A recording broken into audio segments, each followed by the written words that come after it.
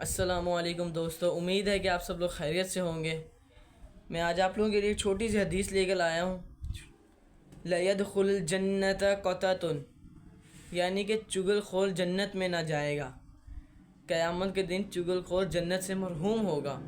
چغل خوری جو آج کل لوگ کرتے ہیں بہت زیادہ کرتے ہیں، ادھر کی بات ادھر کرتی، ادھر کی بات ادھر کر کے آپس میں لڑوا دیا۔ دو باتیں ہوئی، ایک تو چغل خوری کی اور دوسری آپس میں لڑائی کروا دی۔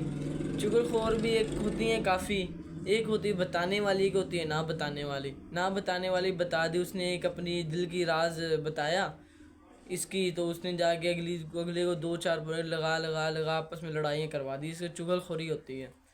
تو یار ایسی نا چیزوں سے ہمیں بچنا چاہیے، چغل خوری سے۔ یہ نا بہت گناہ ہے، یہ بہت بڑا آپس میں لڑوانے والا ہے۔ ایک تو لڑائی ہوتی ہے، ساتھ میں چغل خوری ہوتی ہے، تو اللہ تعالیٰ بھی اس سے ناراض ہوتا ہے۔ چغل خوری کو جنت میں نہ جائے گا، جنت میں نہیں جائے گا چغل خور۔